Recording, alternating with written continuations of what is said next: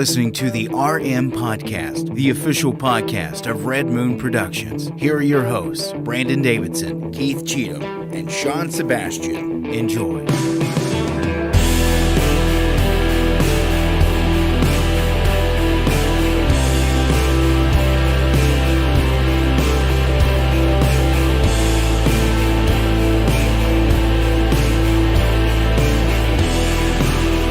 Hello and welcome to another episode of the Red Moon Podcast. That's right, live every single Tuesday night right here on all your favorite social media networks. I am one of your hosts, Brandon Davidson, alongside our normal new host, Sean Sebastian. And it don't work no more. It don't fit. It don't work. That's Dang. right. While doing that, I realized that my iPad's in the kitchen, so I will go get that on our review. I was going to say, you don't have a way to hook up the old way anymore. The old way. iPhones, The way of the future. Have just... It's way of the future. This will still connect to my iPad, though. I mean, I can still use that. Yeah. Yeah. It's Until weird, I though, update because that. it's crazy that Apple, I mean, they innovate so much. They added added USB-C. Now everybody's going to do it. Yeah. Yeah, 15 years ago. Yeah, I was going to say 10, but 15 works too. You know what I find so funny? I don't think USB-C's been around 15 years. It may have been, but I don't think it was. It wasn't a standard. No. Yeah. It may have been in its early conception. I'll go 10 though. It's crazy that it's been a decade at least. Yeah. And I'm like, Thunderbolt and USB-C kind of coexisted on the Apple platform, and they ushered it in. Yeah. They're the ones who put it on their devices saying, look, this is the new format. This is the new standard. They helped create the Thunderbolt technology. And then they were like, nah, we're not going to make this a standard. Everybody uses Lightning. It's better. It's better. Well, no, it's not. It's because they were proprietary and you had to pay Apple for those Lightnings. So now that was income that now it's like, well, and you get a cheap USB-C from the Dollar Tree. So that's it. They're just like, crap. That's a little extra money we're no longer getting. Of course. The Apple way. They wait till they get pushback from a government entity like the UK. And then they're like, oh, no, we were always going to change it. I'm not normally... we were always going to put USB-C on our next phone. I normally don't root for like widespread like regulation like that. But in this case, I'm like, you know what? This is a lot easier. It was needed. Just make Apple do something. Oh, well, I mean, I'm happy. I'm happy with the device. It's beautiful. It's nice. I had a iPhone 11. Now I've got the beautiful iPhone 15, the natural titanium color. Oh my goodness! And you've got the black one. Yeah. We're going to spend the whole show talking about iPhones the way we spent. Sean's got the 14 over there. Yeah. Yeah. I'm 1 year behind. He's 1 year behind. We spent our entire time during cigar lounge time going with our phones. Now we're going to spend the whole podcast. No, we spent the entire phones. cigar time trying to figure out contact posters, which is the nerdiest, dumbest thing ever. I do, off of the iPhone topic, we do have a very unique, in my opinion, a little odd beer from the folks at Voodoo Ranger. We've tried many Voodoo Ranger beers. And I'm going to have to take a picture of this if Neil's not watching the show to show him. Show it up to the camera. It's called Atomic Pumpkin. Now, on the bottom there, it says special release with the special crossed out to say spicy release. Why? Why is the Atomic Pumpkin a spicy release? Well, not only does it have cinnamon and pumpkin, but it's brewed with habanero. What? It's going to be a spicy beer. What are they going to think of next? Well, are they going to add a USB-C to the can? They might. Wow. Actually, I'll tell you what they thought of next, because Neil sent me a text last night, and that's why I mentioned him with this beer. I went to show him this beer. He's called it a babycation. Before the baby comes, they're on a vacation. I forget where, but he likes to go to local breweries and get beers and such. And he wanted one beer. I don't think our audience knows that they're having. Oh, yeah, we did. We mentioned everybody's I think here. so. Well, they posted. It's on Facebook. Okay. I just wanted to mention to our audience, our I'd say maybe twice a year guest, Neil, who comes on the show, his wife and him. Well, I wasn't going to say anything until it was public knowledge, but now that it's on Facebook, I'm like, I'm safe. They can't be upset. Like, you spoiled it. It's like, no, you put it on Facebook. It's done. It's done. Facebook official. Facebook official. But he went to this brewery and wanted just a single beer, he said. And, of course, you've heard of growlers, right? They now have what's called a crowler or crowler. I'm assuming crowler because it's spelled like growler but with a C.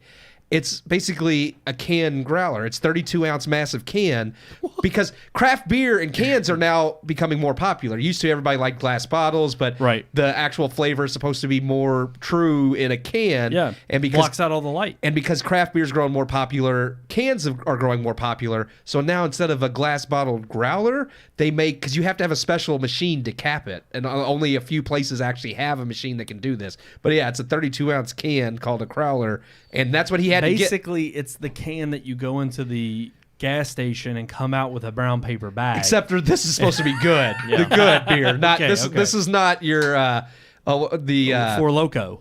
No, you remember those back in the day? They got rid of those. This is not Bush's. You know, some also Bush Light. No, Sean's trying it. He's trying it. I'm gonna try it out. It's gonna be interesting. I'm not drinking because I got to wake up early, but I want to try it. You should. I'll let you sip it. It's not spicy.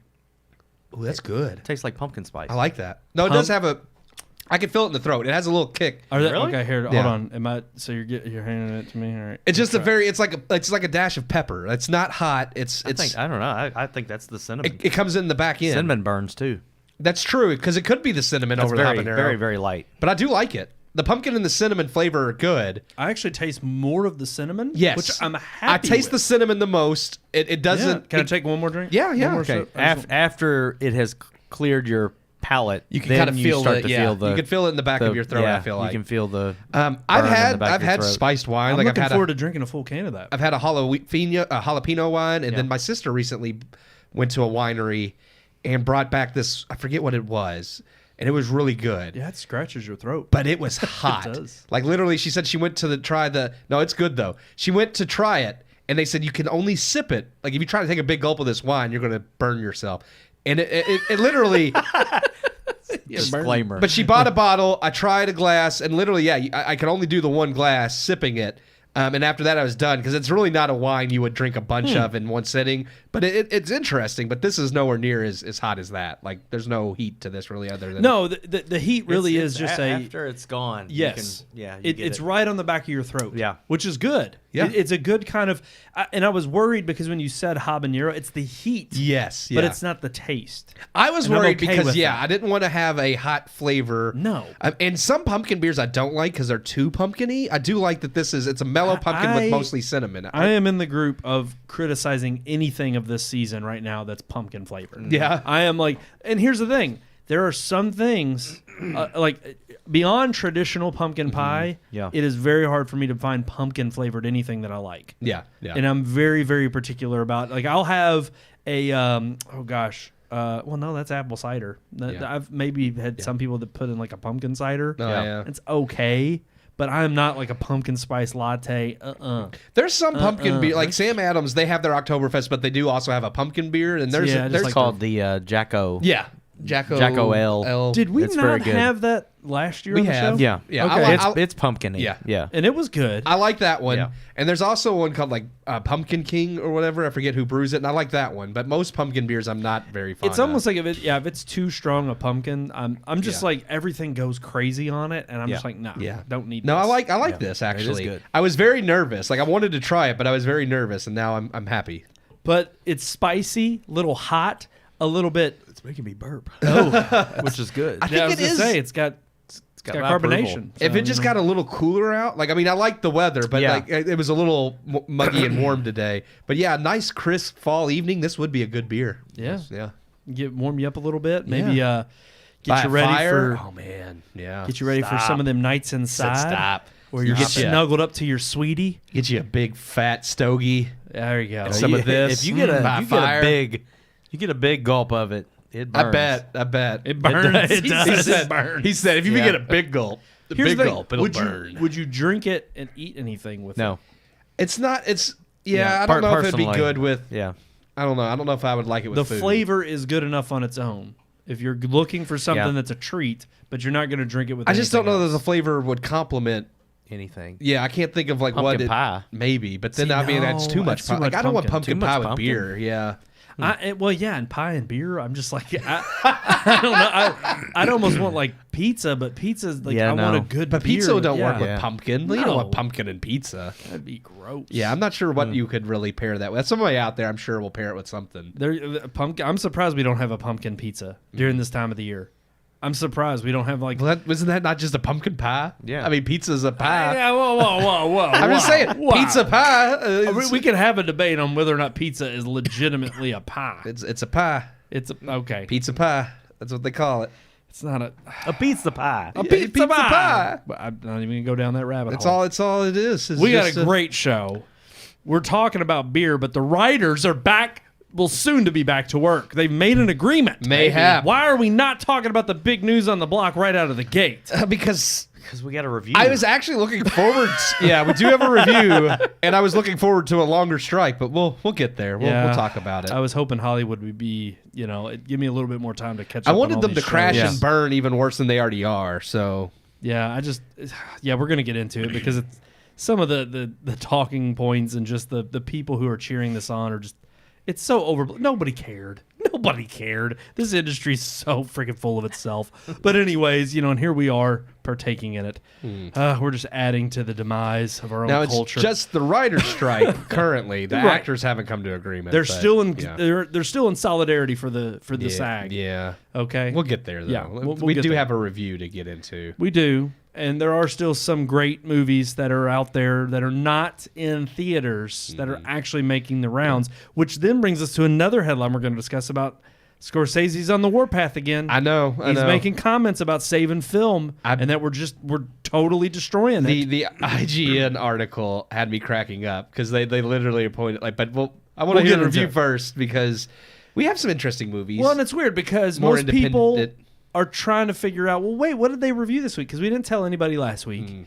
And then there was nothing new that came out this week. We debated it for like the whole week. It wasn't until the weekend when we were just like, true. yeah, this was good. And it wasn't even the one we originally decided. We were just like, oh, me and Sean watched it and was like, yeah, it's worth it. It's worth it. But it's interesting because this week, too, was also the worst week of the year for the box office. No movie that released, which really there was only one major one, Expendables 4. But no movie that released ended up actually cracking over $10 million That's in sad. gross, which is just Pathetic. awful, pitiful. So there's that plus The Nun still. It came in second, but it was number one the last 2 weeks. Yeah. So that just tells you there's been nothing out. I mentioned in the review the reason we've kind of chosen the movies we have the last month is because there's not been anything worth it in theaters. And honestly, the independent movies and the streaming movies we've picked these last 4 weeks, while not all of them have been the best, they've been better than anything we've seen in theaters for the most part. So what did we review? Well, here is our review of No One Will Save You.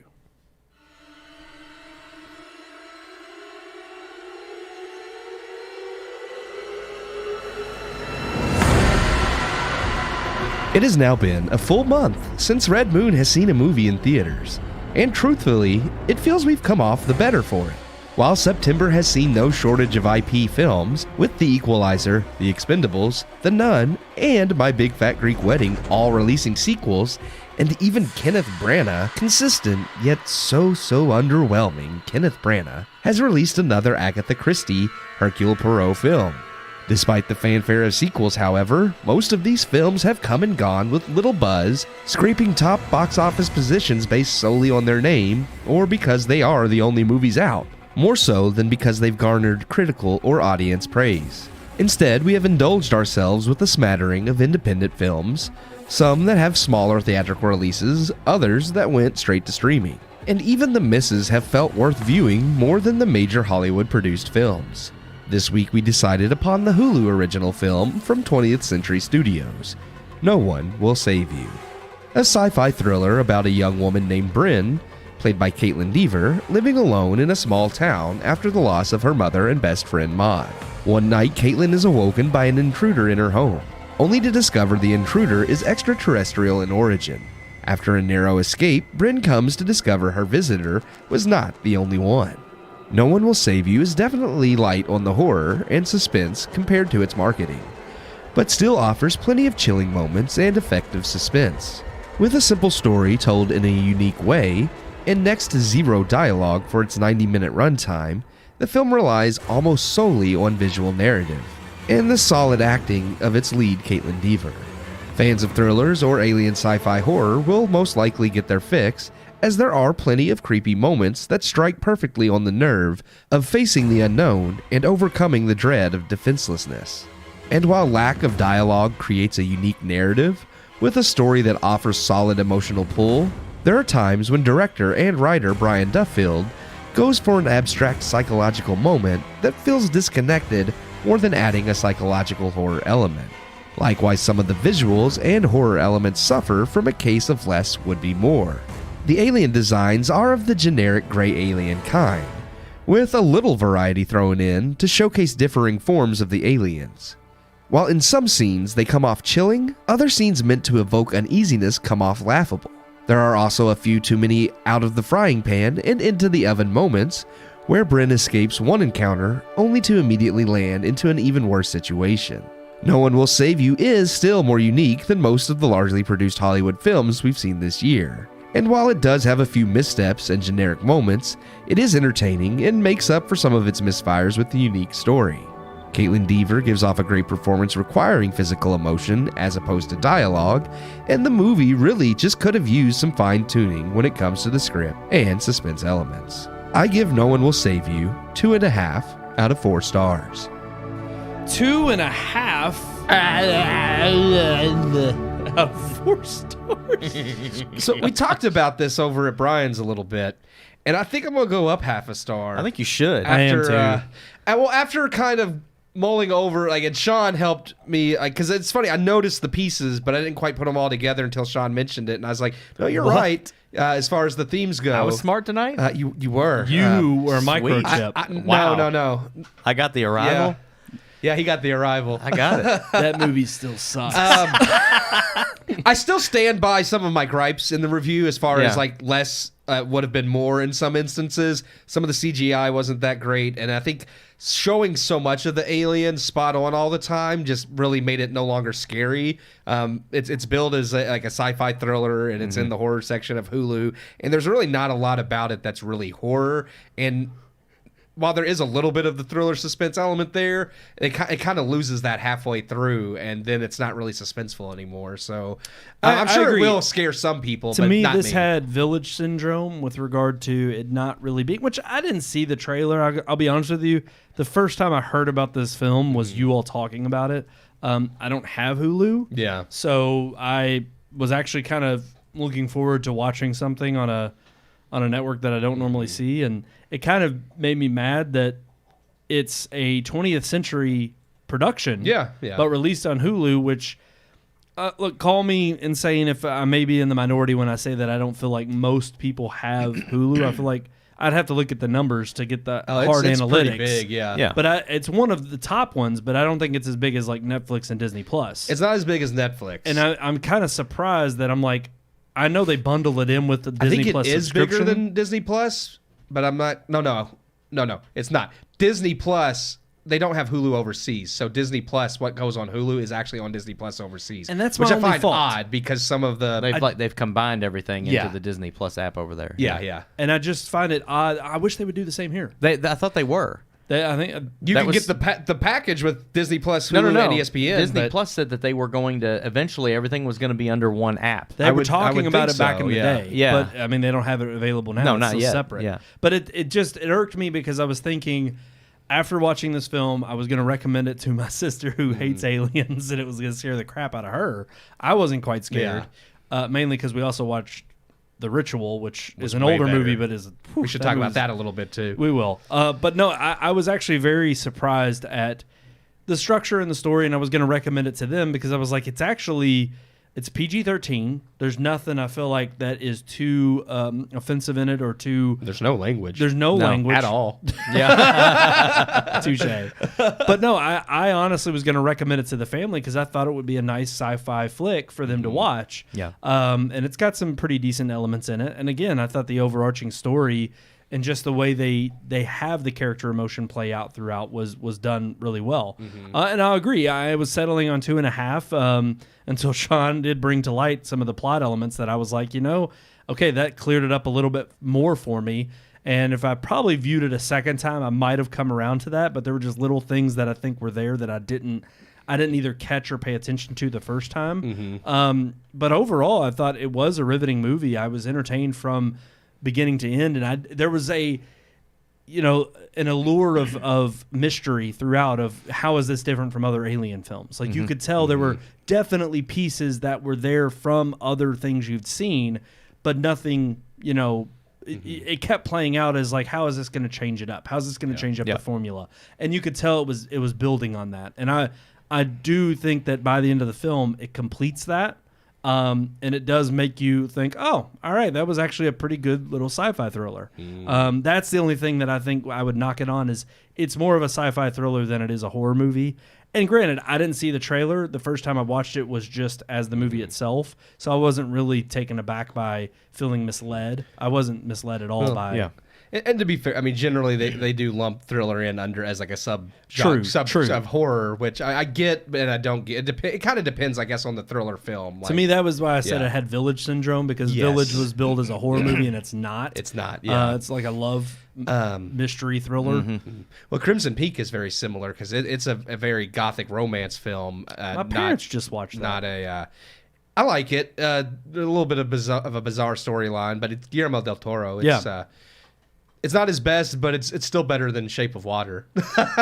Sean, what about you? No, I was at 3 stars. I enjoyed the movie very much. I thought the scary elements I thought they were good enough to creep you out. But again, I let my 10-year-old son watch it too. I thought it was safe enough, and the violence wasn't quite bad enough that I would say this is something I would not recommend to younger audiences. I mean, there's some pretty scary moments, but there's not a lot of blood or gore or anything like that. It ain't much worse than a Transformer movie. Yeah, yeah. No, I really enjoyed the plot. I enjoyed the acting, especially for a film that doesn't have any spoken words. It's just all emotion and groaning and squealing. Like it's there. Like you get what agony she's going through when she gets hurt, and when she's scared, the panting, the anxiety, like it's all there. So you feel what she's feeling when you're watching it, but they convey all of that without any dialogue. And I thought that was pretty creative. I didn't even catch it until the end of the movie because the acting was so good that I was like, wait a minute, nobody even spoke in this movie. That's kind of crazy. Thematically, like I enjoyed the idea of a girl that's been alienated by her own people, so that so much to the point where when aliens actually invade the Earth, they sympathize with her, and they think, well, wow, you're just like us, so we'll kind of leave you alone. By the end of the film, we get to that point. They do chase her down quite a bit, but I thought, like you all said, there was elements of these other movies. I kept finding it was like the house was like Signs. Yep. Yeah. The boiling water was like the glasses of water in Signs that she set up. Nailing the boards and all that stuff. It's like every kind of home invasion or every kind of even like Night of the Living Dead, it's like we'll board up the windows and we'll seal ourselves in. And even the title of the movie kind of messed me up a little bit because it's no one will save you. So by the middle of the movie, I'm thinking, yeah, nobody is going to save her. She's going to have to save herself. Right. And they kind of give you this hint that she's going to make this last stand and defeat the intruders, but she doesn't. And I like that. Yeah. I like that it's like, no, not even you can save yourself in this situation. It's going to happen. It's inevitable. You're either going to be a part of it or, and surrender to it, or you're going to be taken, or demolished and annihilated.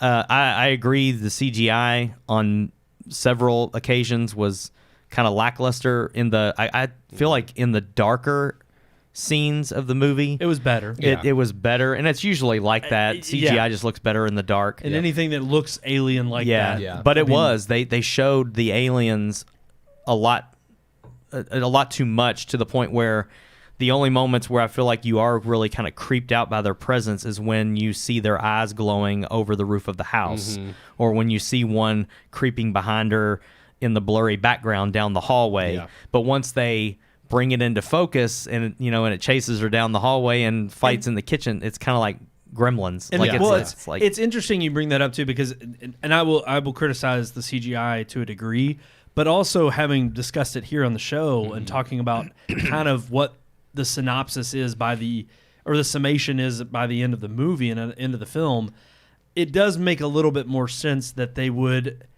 make them goofy and not as intimidating. I mean, there's definitely moments where certain forms of the aliens that showcase themselves are intimidating, and they're clearly after her. Yeah. In a very a forceful way, a violent way. They're not just trying to play nice with her. Yeah. But it is interesting that there are certain ones that do tend to be more on they give you the, I call it the Avatar cat face look. Like when you see the avatars when you first go see that movie, they're supposed to have the big, droopy eyes that make you fall into them and make you feel more sympathetic to them, because that's what they're alluding to. They want you to feel compassion for them. And so it kind of makes a little bit more sense after we've broken down what the end of the film actually, ends up being, why they would do that. But it still doesn't, you can still tell because and granted, look, for a $30 million budget film, not bad at all. It wasn't even. It was 22. 22 million. Yeah, wow. or 22.8, so 23. Yeah. Yeah. So I mean, like that, not bad at all in that regard. But actually kind of mind blowing considering what smaller budget films are able, which we've known this now for a while with things like that Jordan Peele's even pulled off. The last couple movies we reviewed have all been very low budget. I think most of them have been well done. And it's interesting to see some of these more independent films or small budget films come out, and they don't have a lot of fanfare or promotion. Like this had some, I did see some promotion for this online, but very little, especially being from 20th Century Studios, which I told you when I did the review. I find that interesting. Disney bought 20th Century Fox, and a lot of the movies they've released of them have been releasing on Hulu. They did the same thing with Prey, which ended up being very popular. And it makes me wonder why Disney isn't releasing some of these movies in theaters where they're so low budget that they could make a good profit off of them. This wouldn't have been a huge hit, I think, in theaters, but I think they would have profited from this movie on this one. I actually think they would have too, especially with the lull that we've seen over the last few weeks. Now Prey I kind of get because the Predator franchise was ran into the ground, and I could see them being like, we don't know how audiences will take it. So I kind of see why they went streaming that route. But one of the other criticisms I wanted to bring up was also, Sean, you kind of alluded to it a little bit with the moments of them, I guess all of the suspenseful kind of scare tactic moments that they use. I felt like they were a little too forced or contrived. I just felt like there were one too many times. And it might have been cleaned up by editing. I think the way they were edited was particularly not bad, just overused. How many instances of them showing her getting away and you thinking, okay, she got out of that mess. She's clearly she's in the clear now, only to turn around and boom, there's another instance of. And look, there's something to be said of, I love movies that play it up really well. The hype of, the protagonist continually just gets in one thing after another, and it continues to just build and build and build. But there's a creative way to do it, and I felt like this movie wasn't bad. It just, there were a couple lazy, moments where I thought, you could have edited that more creatively, or even shot it more creatively, so that it wasn't just such, an instance of the same thing we had already seen before in the movie. So that was one little other knock I would give it, but it is funny we're still settling on the 2.5 star, but I think I'm leaning up on the 3. I'm bumping it to 3.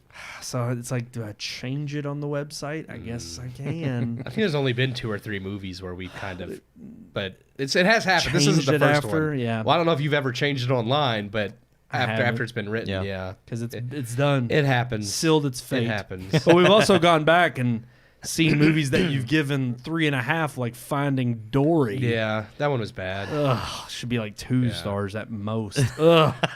I'm just, but I haven't changed it. I really liked that seal. Jared was great. Jared is the best part of that. That I would watch that movie just for I would jump to all those scenes.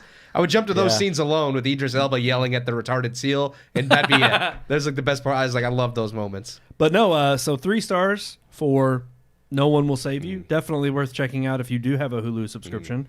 Or if there's other ways to check it out, maybe I can, let my parents and my siblings see that. If you have a Netflix account, you could check out a Netflix original called agree. The Ritual. Sean, another one that you pointed out to us. I think he mentioned it on the show last week. I think we were on the podcast when he mentioned it. I've actually told you guys about it before. You have. Okay, but I here's the thing. know you have. It's just one of those ones that it's like it's a hidden gem kind of movie. Well, I wanted to ask you because I know that it said that it came out in 2018, but was that 2017? Or 2017? Yeah. Was that in the UK and then it released over here? Did it release over there? I saw it on Netflix in general. Then I saw that movie when we were living in the house on McIntyre Lane. Dang. So that was at least 3 years ago that I watched that movie. I'm pretty sure on Netflix. it was produced in the UK and made, but Netflix bought it as they didn't produce it, but they bought it and slapped the Netflix original label on it as they do. But I think it had a worldwide release in 2017 because it was Netflix. Yeah, I told Keith when he came to record the No One Will Save You review, I said that's the first movie in a long time that has actually made me jump. It's very creepy. Like, it's very creepy, well done. And that's the weird thing is even movies like The Witch or a lot of Ari Aster stuff, but like there's creepy things in it, but they don't necessarily they're more on the unhinged and like unsettling. Yes. This one actually gave you good jump scares, and it was kind of scary. And again, one of those movies where I wish No One Will Save You would have taken a chapter out of its book in terms of creature reveal and creature design. Yeah, creature design. Less is sure. more. But the fact that they keep it in the shadows and silhouetted so much. See, I think I just prefer the less is more approach, just like we talked about with Paranormal Activity. I know some people can't stand it. Like, nothing happens. You don't see nothing. But to me, that's scarier than your the imagination unseen is more scary. It's like once you show me the monster, whether it's Freddy Krueger or Michael Myers, it's not that I don't enjoy those movies too, but they're less scary to me because it's like, okay, now I know what it is. And I would even argue that's a different genre. And it is. Well, those are slashers compared to, But that's what's funny is M. Night used to beat that drum. I mean, that was his whole thing with Sixth Sense. Is like he said, the scary thing is not showing the killer with the bloody knife coming after you. It's what you don't see. Yeah. And that's why I'm like, he's removed himself so far from that role into forgetting his own, care of the horror genre. Yeah. And it's like, to me, that is the brilliance of where The Ritual came into play. And even it has a unique story that I thought was not only well told, but just, again, from beginning to end, had my attention. And the other great thing about both of these films, if you're wanting to still get into the Halloween spirit just before Halloween, next week, by the way, we're starting October. Both of them are run times of like 90 minutes. That was beautiful. I love the fact that it was like you didn't have to worry about, I'm going to sit down for a 2.5 hour, 2 hour, 15-minute movie. Hour and a half, that's it. They don't and it was the same thing with the last one we watched with the hand. Talk to me. Yeah. Talk to me. It was a shorter film. Yep. So that's. And I'm okay if I'm okay with that. We talked. I know way back when we watched Zombieland, we used to talk about it's like if that's all you need to tell the story, that's great. There's no sense in stringing something out, especially like with No One Will Save You, with that being a movie that has no dialogue. I think the 90-minute runtime works perfectly because you, like you said, you don't really notice because, I mean, the acting is so well done. She's so isolated and by herself most of the time that you don't even realize, like, there's no one around for her to talk to most of the time anyway. It's funny. The only people that talk in the movie are the aliens. Yeah. They're the only ones that communicate with each other. And even she, I mean, this is a real, she can show her agent or anybody else. Caitlin Dever? Yeah, she could just be like, hey, look, this is my chops. I mean, it wasn't like she wasn't already getting roles. Yeah. But for this to have been her first major lead role, I mean, she went across the landscape in terms of emotion. Yeah, solid performance without any dialogue. And The Ritual being 90 minutes, I mean, they get you into it. And I mean, with it being like kind of lost in the woods and it's just those four characters as well, it's good that it's not drug out to where you get bored because it's like, okay, like Blair Witch. That's not a long movie either, but nothing it's a found footage movie where literally nothing happens. The only reason it would have been worthwhile when it came out was because nothing had been done. Yes, it was scary at the time. You go back and watch it now, it's like, this movie's terrible. Yes, it shows its age and it does not hold up well at all. I agree, especially once the secret is told and you already know what's coming. The Ritual's not found footage, but it's still them lost in the woods, and I was like, this is way scarier than anything they tried to do with Blair Witch and some similar movies. Could have been easily overdone to the point of the four friends that are involved easily you could be like, okay, the tropes of who each one plays and the role that each one, the archetype that each one plays, could be driven into the mud of like, oh gosh, this again. But none of the characters got exhausting. None of them felt like they were out of the space of like, okay, that one's not acting like himself. Like they each have their own characteristics, but none of them are too extravagant that you're rolling your eyes like, oh, this wouldn't happen. Well, and I like the themes. It made it very too. authentic and real. Sean was talking about some of the themes of No One Will Save You, but I really liked like his turnaround of how he like learns to kind of stand up for himself or oppose like even though like I don't want to spoil too little, anything, too late. Yeah. but it's still one of those things where it's like you see at the beginning of the film like kind of the little prologue where he runs, and throughout the movie like him running, and then finally it's like, no, I'm not going to run anymore. And I did like that moment. Yeah, without agreed. spoiling anything, it was good. It was very good. So definitely 2 films right there you can check out this weekend if you want to get in the Star Halloween rating, spirit. what would you give The Ritual? 3. Yeah. 3 out of 4. That one was a solid 3, like for me, definitely. No high qualms end. on that one. Same. I would revisit both of these. Yeah. Like this I'll one, definitely watch. This one was one that I wasn't really thinking about it much after, and it wasn't. It's one of those that just I don't know why I'm surprised that it stuck with me so much after discussing it tonight. But even beforehand, I kept thinking back to the movie, and I was like, that's one that I would actually like to tell people to watch and get their opinion on it. Well, it's different and it's unique. I still think I like The Ritual better just because it was scarier, and I think it was a little bit. The script was tighter. I think it had less loose ends, or not loose ends, but loose threads. Well, it I also guess. kind of, I feel like The Ritual touches on a bit of lore that hasn't been touched on. Mm-hmm. Like, I mean, when you really think about it, it's supposed to be a simple version of the Wendigo, which is like a deer tree demon like thing, like a forest spirit, like a forest demon, spirit kind of thing, and it kind of touches on that, but in a very creative and tasteful way. Yes. But that's just something. That's a story. It's like there's been 1,000 movies about Bigfoot and 1,000 movies about aliens and trolls and all these other I can't kind think of of any specific movies. I folklore, know but Supernatural had an episode about the Wendigo. And I want to say the X-Files did, but I could be wrong about that. I know they had the Jersey Devil in X-Files. Yeah, but, the Jersey Devil, yeah. So, but no, I agree with Sean. I think. but yeah, it's not been like a movie. It's that not I know something of. that's been worn out. Yeah. you Yes. know that's why it was fresh. Like you said, well, and maybe because it was made at the time it was, but it being the folklore nature, I like that more so right now than. It seems like it's kind of like the alien trope has been beaten to death. Yeah. And it's getting to that point now, No, just it like goes vampires. away It for does. a while and then it comes back. Yeah. It's like I told you guys I'm watching Invasion on Apple TV, and there's several shows that are focusing on like alien invasion Extraterrestrial and life. extraterrestrial, Well, I think it's just- and the UFO thing with the government right Yes. now, and I all think that. that's another reason like, you're that's seeing just stirring so it much. back up. Yeah. But it is interesting because, they die down and then come back, but almost in the sense that I think this movie was playing on that trope with the design of the aliens. They were instinctively also making them, drawing that connection to, we know this is the design you're familiar with, and we're going to Gray play man. into that because we're not trying to get you caught up into our unique vision of what aliens are. It's more about the story as a whole and the broadness of that than it is about the design of the aliens.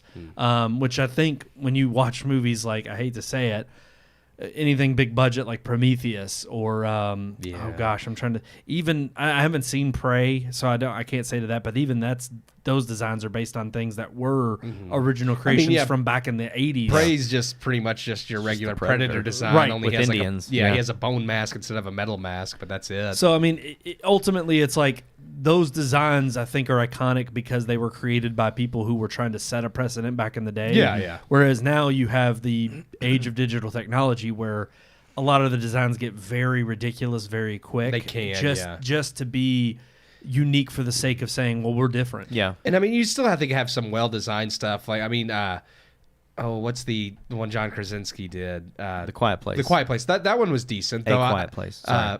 Yeah, I agree. Though I would say that I know the first time I saw it, it reminded me of the Demogorgon from Stranger Things, but still, that both of those were well done designs for creatures that didn't look too abstract, but were still creepy. Yeah. Right. Yeah. But no, so there you go. 2 movies you can watch before the Halloween season kicks off. We got plenty more coming.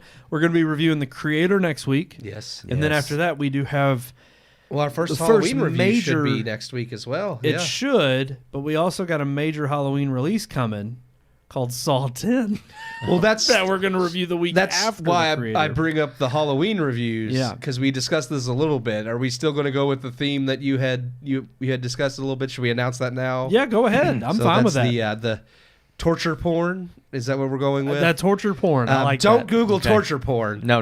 I tried I've done that. Yeah. I tried that. Now that is a legitimate like subgenre of horror that they nickname movies like Saw. Yes. But if you just type in torture porn movies, you'll get what you want. If you type in just torture porn, You're gonna doesn't- get torture porn. Yeah. Exactly. I was like, this is not what I wanted to look at. You're going to get BDSM. Well, I asked because I know we said obviously if we're doing that theme, then the original Saw movie is probably one we should review. Yeah. Do we want to make that the first one? That is, I believe, going to be our first Well, film. because Saw 10, which you're talking about reviewing after the creator, that takes place in between Saw 1 and 2. So if we do Saw 1 first, that one would narratively fall right after. Perfect. Okay. Okay. Then that falls, and that actually will probably be Okay. our second week's review, and it'll serve as the Halloween Yeah. review as well as our review for that week. We're gonna do Hostel. I figured I that's think a so. big one. You have the first Saw, the first Hostel. Here's the weird thing: as there's much as more. Saw gets, I think, the original kind of credit. I Well, think Saw came before Hostel. and it did, but I think Hostel was really the one that created the term torture porn. I think Yeah. so, but that's because Eli Roth is just really disturbing. Yes, So. and Not that the Saw movies aren't; they are. right, but not as disturbing as Yeah. Hostel or Human Centipede. Or Oh, God. I can't watch that again. We have not I cannot fully watch that discussed again. which torture porn movies we're going to review. We should discuss those. I know that's come up. But that is our theme. I Spit on Your Grave is amongst a lot of the lists of Yes. torture porn, and that, the original. yes, The is good. 70s version. That or one is whatever. good. Okay. So. Yeah. Maybe But we'll figure throw it that out. one in there. We know we'll have the first Saw next week. I want After to watch that, the we'll one get with into it. the one that Stephen Lang is in. I keep seeing crap on Facebook about. the one where he's like a blind guy. No, it's the other one. He's Oh, the not other a blind one. guy. Okay. Apparently, there's another one because the one that's blind is where he's in There's like two the of house those, by him. and those are supposed to don't breathe. Okay, Don't those are supposed to breathe. be really good, but I don't think those are horror. So the those other are one not you're the torture porn I was ones. pretty sure one of them was that when I looked it up, it was Don't Breathe. Okay, well, we can Where check he, it out. he I'll definitely look ties into a it. woman up and tries to I do want to make see her have those his because I baby. heard both of those are really like it good. was really freaking creepy. The scene. We will brainstorm. We got to Yeah. figure this and out. we'll figure it out. We have the creator and Saw 1 It's- next it's week. gonna We- be the we know most- that much. We know that much. Yes. It'll be the most disturbing Halloween so thing. far. That Yeah, we've we've done. not done this genre, and there's not a lot of great movies in this genre, but Yeah. there are some. But we'll probably be more. We need to find one of those banned movies or something. yeah, just not even supposed to. The ones where they went over to overseas and like really killed animals or something. And, oh gosh, yeah, Was we'll it get 1,000 banned for Ways that. to Die or whatever, where like it's always an online video of actual like executions. Actual and That's, people stuff. dying. no, that's Yeah. Faces of Death. Faces of Faces of Death. Death. and that Yes. is, Yeah. I will. Yeah, I- that's- I watched that in college. Yeah. Should have never seen it. It gave me nightmares. I think there's multiple of those now, but There I are. have seen the first and one. it's disturbing. I do not suggest. Don't Google it. Yeah. Google torture porn instead. I'd rather watch the made up crap than the Yeah. no human. Ugh. Okay, let's move on to headlines. Yeah, headlines. Let's get into our headlines for this week.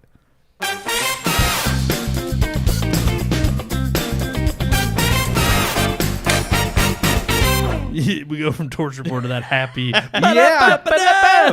Ba-da-da. Alrighty, guys. Well, big news on the block. WGA reaches an agreement. What? You want to know what the agreement is? Yeah. So do we. The WGA's working again. Yes, they're going back to work. Not yet. Well, they come to agreement. They're going to. They're tentative going to. agreement. Tentative. Oh. So the deal was struck after 147 days of striking, I believe. The idea is that I think they crapped out. They could have gone longer. the picketing has ended. They Yeah. said no more picketing, but you have to wait. They sent out an email to their members. You have to wait till the guild says that they can go back to work. Yeah. Believe the vote was supposed to take place tonight.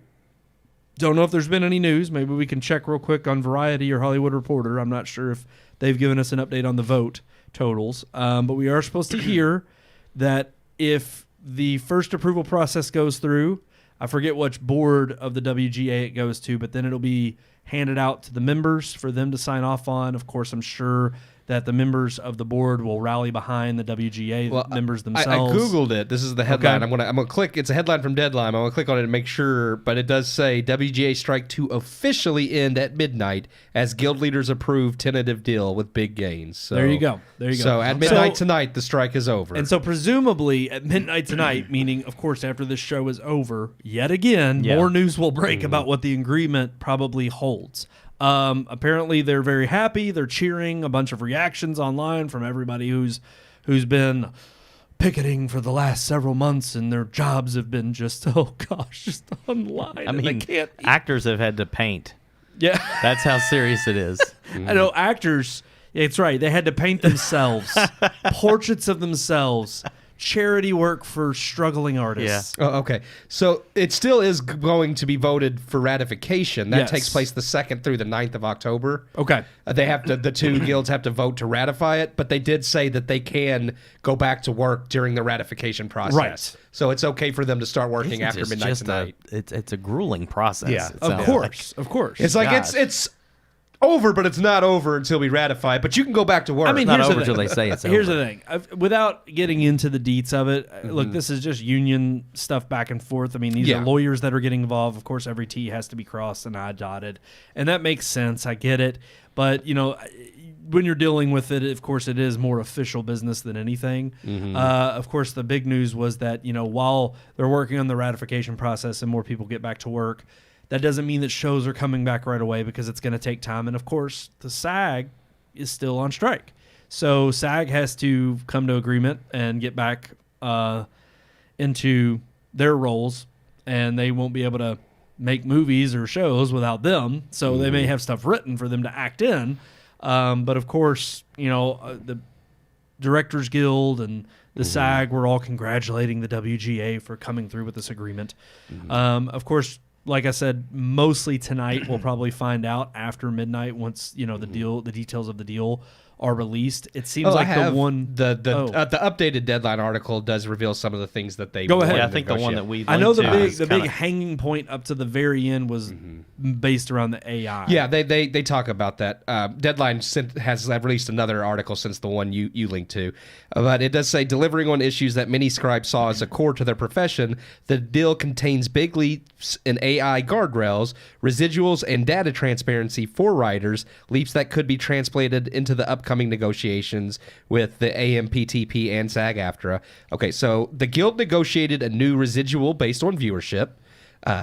They told members, made for HBSVOD series, so home streaming, video on demand, a series and films that are viewed by 20% or more of the service's domestic subscribers in the first 90 days of release, or in the first 90 days in any subsequent exhibition year, get a bonus equal to 50% of the fixed domestic and foreign residual. So anything that people view more than 20% of in the first 90 days, they'll get a 50% bonus, basically. With views calculated as hours streamed domestically of the season or film divided by runtime.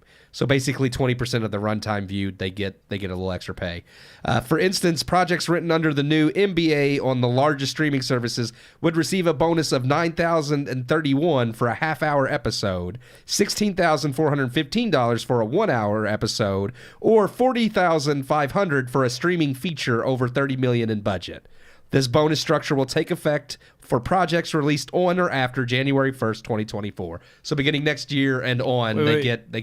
Is that 40,000 not per viewing? It's a bonus. It's a Yeah, bonus. they get bonus. they get a Yeah. bonus if that's been viewed. So basically, they're saying if it's a feature film budgeted over $30 million, Yeah. that would So The Witcher or something like that. Their 20% or their 50% bonus or whatever would equal to about $40,000. Okay, Yeah. okay. Is what they would get for that movie that they wrote on. The specific writer. But yeah. I mean, is that based on how many view it or just in general? It says 20% of it being viewed.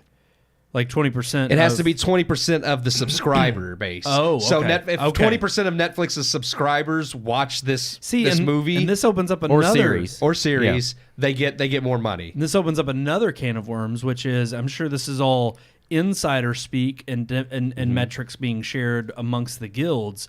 But is any of this going to come to light with the public? Well, they do talk about, I don't know about public, but it says the companies agree to provide the guild subject to a confidentiality agreement. So no. So no, we won't know The a public thing. doesn't go. The total number of hours streamed, both domestically and internationally. So yeah, they're going to give the numbers to the guilds so they know what to pay them, but the public still doesn't get to know what the streaming numbers are. And again, this may be me giving in and having too much faith in the industry, but if it really comes down to dollars and cents, the only hope I have is that if these guilds, whether it be the DGA, the WGA, or even SAG, if all of them have metrics on what is a flop and what fails, presumably they'll be in one spotlight thinking, oh, hey, in one regard, they'll be happy because they'll be like, well, we don't have to pay bonuses because nobody watched it. But on the other hand, they'll be hopefully thinking, we don't want to produce this crap because nobody's watching it. Yeah. And we actually have hard metrics now good. on who is watching this. And they did get a pay raise besides just that bonus. So the WGA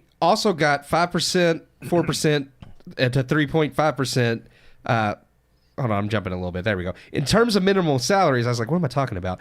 The WGA got the same pay raises that the Directors Guild got without striking. So the company said, okay, we'll give you the same raise. The DGA got annual pay raises of 5% to 4% to 3.5% over the life of the contract. That's 13% compounded over 3 years. So I'm not exactly sure how those break down. And that's usually how long the contracts last. It's about 3 years. The DGA also got an additional 0.5% to fund a new parental leave benefit. The WGA won parental leave in 2020, so they already had that one. Okay. So they got a bit of a pay raise. They got the bonus. It's funny, too, because they got health and pension contributions, too. Yes. Okay. I wonder, too, how much of this, and this is probably not going to come out in any details once the deal is even struck, but I wonder how much of this was already decided early on. And, again, the initial agreement came out announcing that an agreement had been made. Yeah. All that statement said, or all the information that was released on the agreement at the time, was that one of the final sticking points was AI. Yeah. So I wonder if a lot of these terms had already been met up until the very end and had been met, 2-3 months ago. And this, that one sticking point on AI is what drove them to go as long as they did. And I haven't gotten to anything about AI yet. It did say that they did get huge gains in demands for minimum staffing and duration of employment in the writer's room. So previously there had been no minimum staffing, but come December 1st, development rooms and regular writer's room for television and streaming series will have requirements regarding the minimum number of writers, which I do understand that. I'm trying to see if there's anything mentioned because they said they got great gains in AI guardrails, but then it's so far not said anything about what those are. I was looking at a Variety article that was released an hour ago, and it doesn't mention any of those guardrails either. Nope. Like it says for writer's room, the development rooms where writers are guaranteed 20 weeks of work or more are treated as post-greenlight rooms. For these rooms on first season shows, the minimum staff size required will be 3 writer producers, so that's more into the staffing. Is that in which, and I guess that applies to spreading the workload even more? Okay, go ahead. Because that's one of the things, one of the writers I mentioned to you about with One Piece, and so I talked about, because they do spitball ideas and stuff in a writer's room. That's what it's for. But they're expected to write so many scripts, and they kind of, after spitballing the ideas, they dibby out, you write this episode, you do this, we'll come together again. And basically they're having to spread the workload amongst too few people is what they were saying.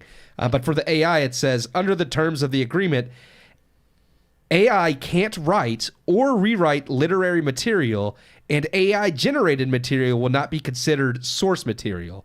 Under the contract, meaning that AI-generated material can't be used to undermine a writer's credit or separated rights. Okay. So, yeah, basically, I guess... You can't hold anybody's name attached to an AI piece of written material. Yeah, if someone writes something, the AI can't rewrite it, or basically write it. The summary notes that a writer can choose to use AI when performing writing services if the company consents and provided that the writer follows applicable. I would say they're going to have checks and balances to announce that they use AI. If you're a writer and you want to use AI, that's fine. You're allowed to. If you write something without AI and you don't want AI to touch it, then that's how it goes. They can't. I would even almost go as far as to say what they should have argued for, and maybe this is a stepping stone, but I don't know why any producing... any producer, the AM, whatever, I forget their acronym. AMPF. Yeah. I don't know why they would have argued against this, but I would say argue that if anything has any kind of AI treatment, whether it's from an actual writer or not, it has to be denoted in the credits. It says that the contract includes that companies must disclose to writers if any if any material given to a writer has been generated by AI or incorporates AI generated material. Yep. But is that only beholden to know it? Like the audience doesn't know, and just the writers and the staff knows, and like the sounds like producers. Yeah. Because I as a audience member, and you may say, well, what's the difference? It's like I want to know. Yeah. No, it doesn't say Because- anything about having to credit whether AI was used. It says a company can't require a writer to use AI, and then it does say, that they have to inform a writer if any material given to them has been generated by AI. And does the writer have to inform It's everyone else if they used AI? It says they're allowed to use AI if Yeah. I want, but it doesn't say anything Yeah. about. Does a writer have to disclose that they used AI to write their treatment? It doesn't say. It says the WGA.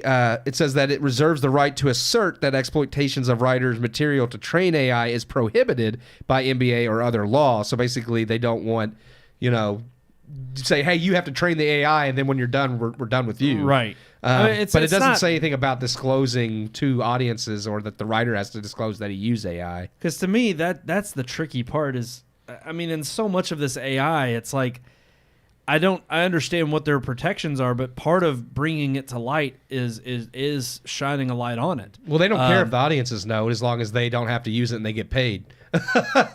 No, presumably, of course. But at the same time, I would think other writers want to know if another writer in the room is using AI. Well, it says, that they have to, like, if you're a writer, like they have to let you know that this material AI was used. No, but does the writer have to admit when they've used AI to modify a At treatment least of the way theirs? this is saying, if he's going to work with another writer, he has to disclose it to that writer. Okay. But if he's now whether he has to disclose that to the production company, it doesn't say. I would assume that they do. I would assume, but yeah.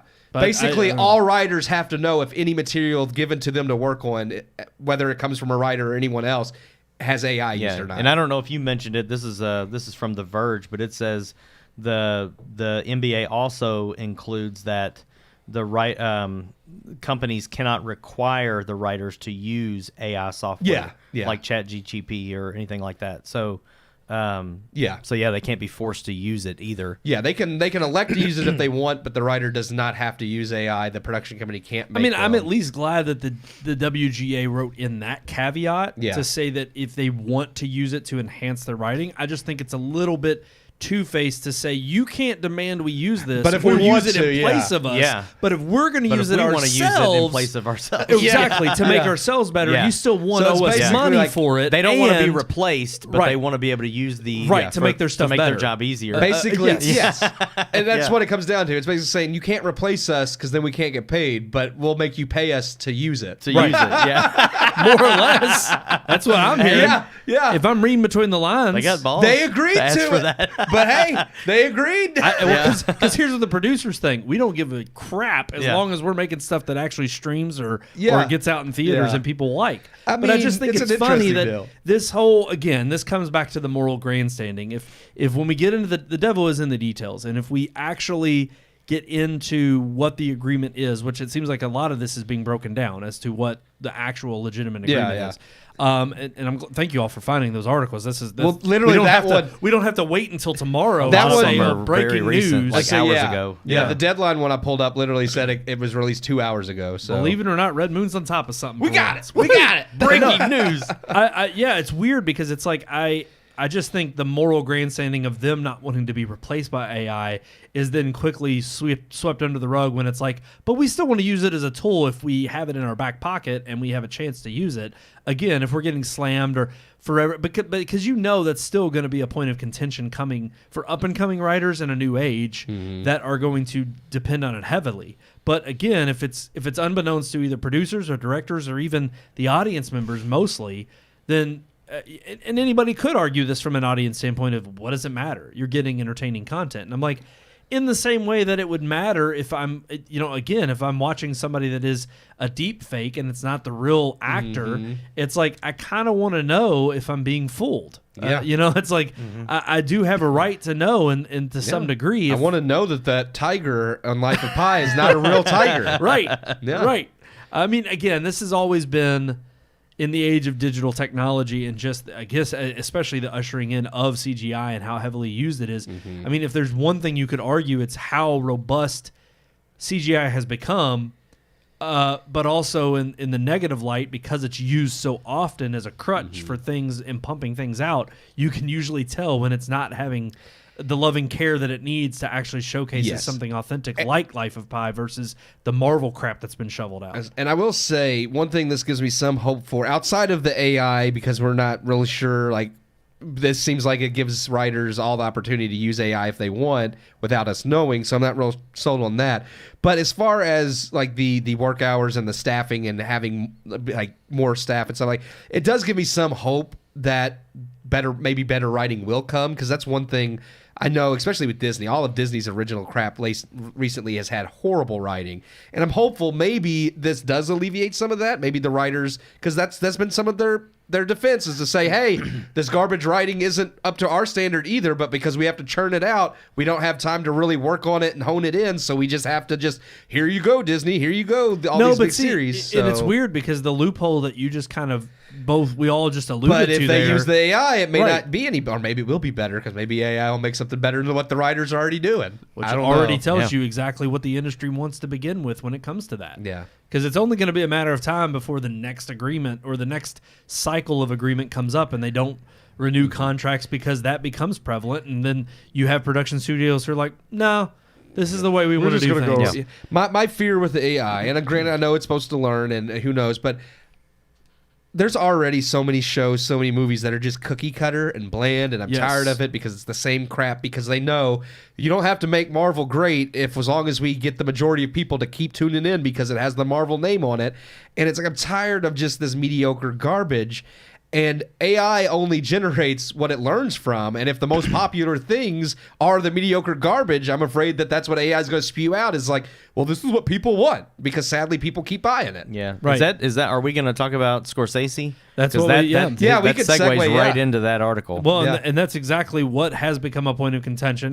Obviously, Scorsese's been on the warpath ever since Avengers Endgame and beyond Marvel. I don't disagree with his sentiment, but some of the way he says the things needs maybe a little bit more thought out. Yes. I think it's like any director who works on a movie. When you don't plan properly, it's going to be crap. And I don't think he's the best speaker in the world. Yeah. Because the fact that he talked about comic book movies being the ruin of theatrical films and just film people culture, should support people like Christopher Nolan who instead. made the Dark Knight comic trilogy book movies. I mean, right. And here's the thing: I would have taken him seriously if he'd even said he ushered in a different way to standard make of comic book movies. films. Right. Yeah. But no, he brings up points that I think are in the same vein and the sentiment of the original theme park ride comment he made a couple years ago.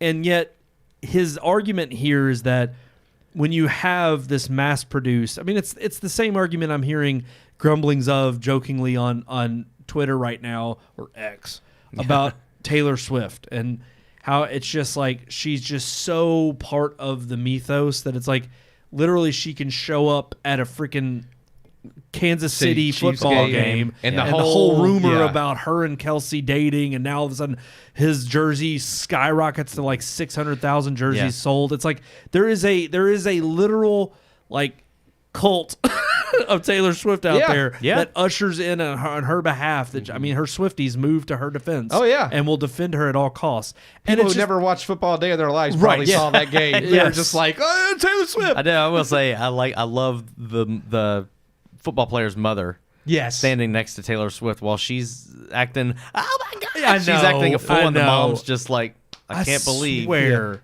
every time I see you better her, not be dating this I'm just girl. like, she has been so She's so fake. Exactly, she is.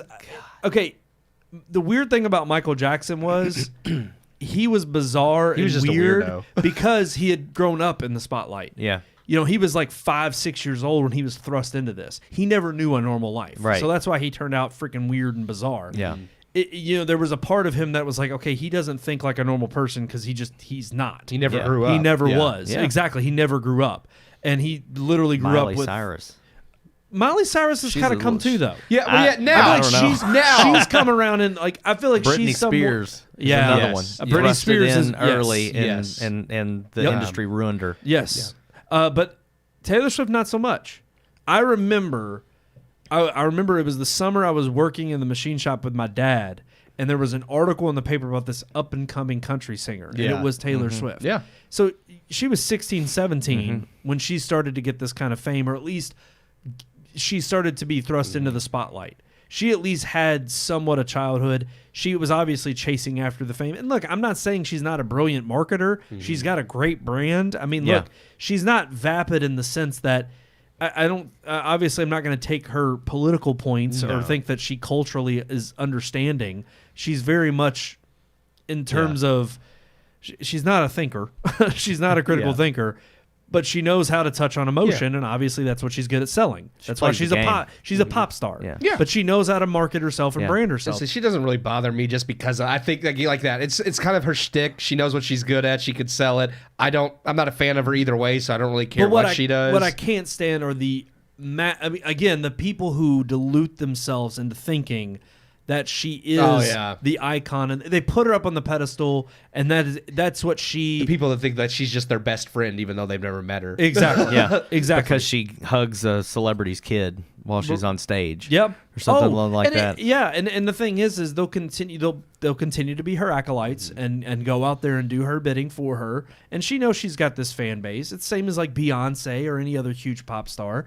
But it's just crazy to me that the problem is when you have a rally behind that on such a massive scale, you end up with the same opinion of what Scorsese is talking about here in film is when you have this massive ushering in of a population of people who just jump on the bandwagon of something. We talked Marvel. about it with critical reviews. How for a while critics did not understand the Marvel bandwagon. Oh, no, yeah. They didn't jump on. They rated them milquetoast, and we were like, you all don't understand what they're doing here. They're building to something bigger. And then finally when they started to jump on the bandwagon, it was towards the end of the Infinity Saga. And then once that was over, it's kind of kept the ball rolling, and now they're starting to come back down to earth. Yeah. But fans were long since, it was at least a year and a half ago when they started Phase 4. Oh yeah, Quantumania was getting rave reviews when it first came out, and then as it went on, the reviews started being like, no, this is, and it's like, well, they weren't. It wasn't ever good. It's just once you realize audiences didn't like it, critics did an about turn and be like, "Oh, this movie's really not that good." and once again, back to what we talked about a couple weeks ago, you can't tell me those critics weren't bought and paid for. Oh, I'm sure. With When the we're Rotten talking Tomatoes. about Rotten Tomatoes. I think Quantumania, like when it first released on Rotten Tomatoes, had like an 80 something, and I think it's in the 60s now. And it's that's because all when the they do an about face like that, that's because the first time around they were getting paid. the paid reviews came out first, and then as the movie went on, it's like, oh, these are the real reviews. Oh, well, and I wouldn't say that, let alone being paid, but they also sent it off to screenings for the shills that they knew would jump right in their bandwagon. But you're right. Most of them were paid. We would really like it if you gave Quantumania a good review. Right. We just really We'll like buy you Taylor Swift's tickets if you write a good review. right. But no, I do think Scorsese's got a point. And yet it's interesting that he's raising this argument. And yet if you go back to the beginning of our show tonight where we're talking about 2 indie flicks and how we've over the last month avoided what has come out in the theaters because they've been particularly bad releases, or at least we don't know because we haven't reviewed them or seen them, but releases that didn't appeal to us because they seemed too cookie cutter.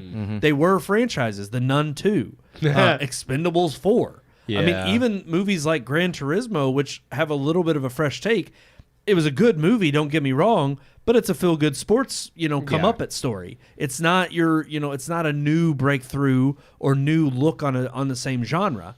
And I think when you watch something like No One Will Save You or even The Ritual from a few years ago, these movies that fly under the radar, I think what Scorsese's again, I think his words are not they're not as articulate as they need to be. They're not as articulate as they need to be. Not as articulate as his films. No, right. No. And again, I think it just shows his craft of like your craft is on the screen, right? Not in necessarily arguing for. On he's not a great cinema. public speaker, but I think he's missing. Yeah, the few points that prop up his argument being one.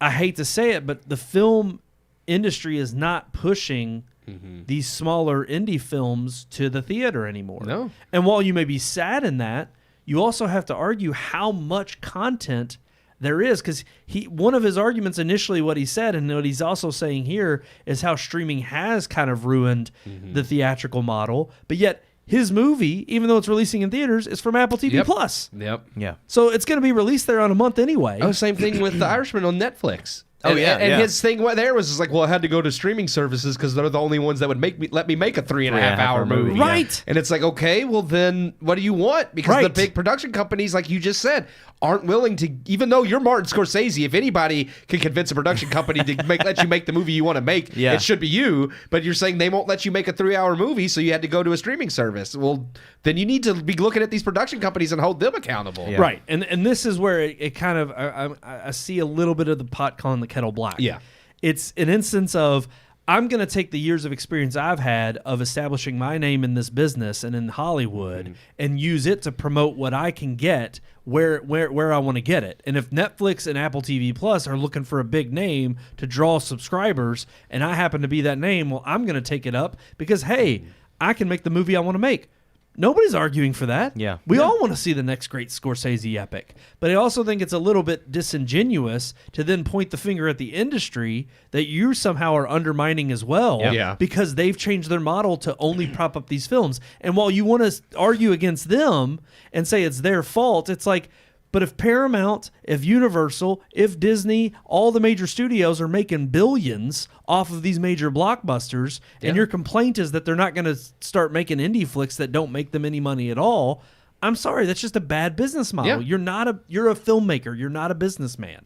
And yet I would agree with you in regard to the way you've approached the issue.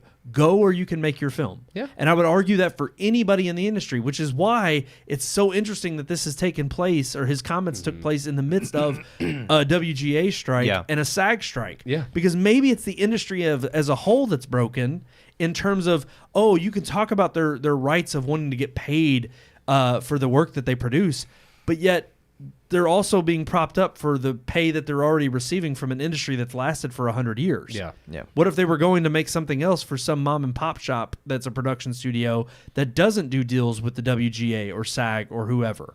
Maybe if you didn't have unions that stipulated all these demands and you had a little bit more of a free market system, you might see a little bit more return on your investment, but maybe your investments also wouldn't be, one, as costly, or two, you wouldn't be receiving big $1 million payouts because you're not making big $1 million budget films. Yeah.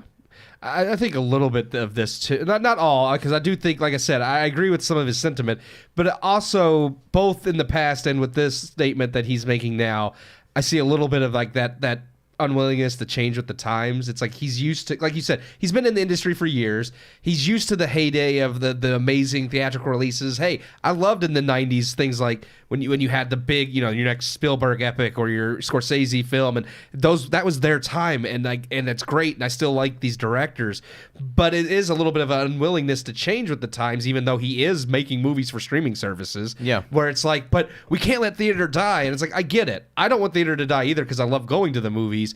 But at the same time, things do evolve and change, and the industry has to evolve and change with them. And a lot of people prefer staying at home and streaming movies.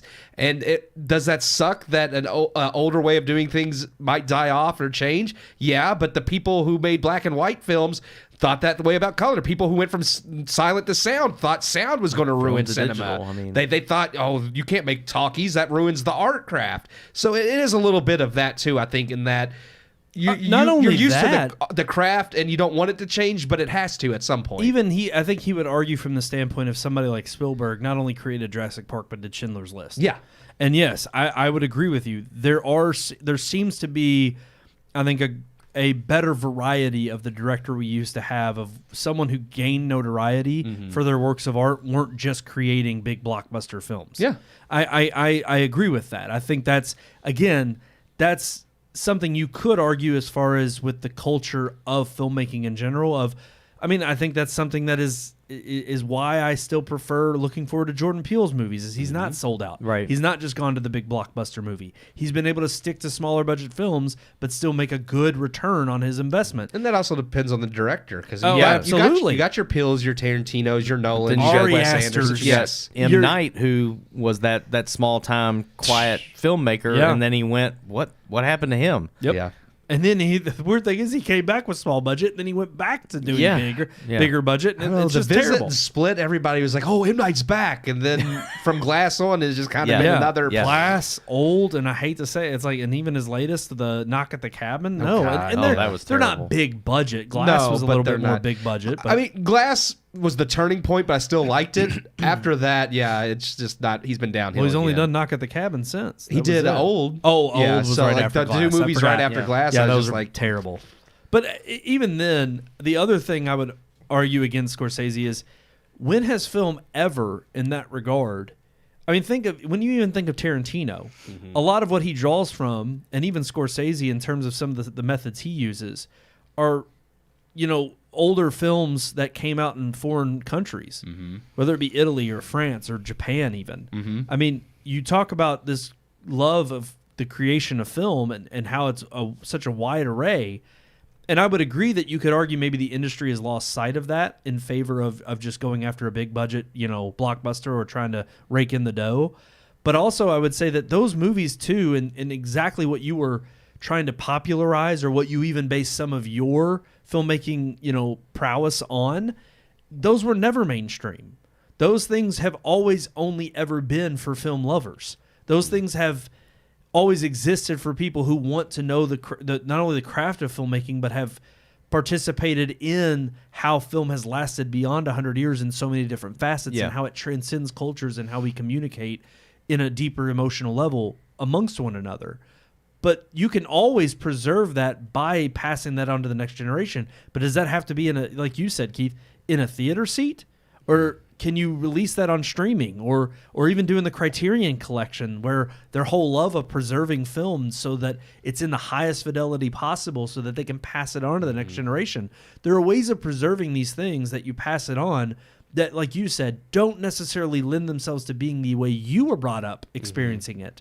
But just because you're not walking to some art house theater downtown to see a $2 film that happens to be a foreign film, and people aren't wanting to go and they aren't hungering for that on a mass level, doesn't mean it's not there. It never really was there.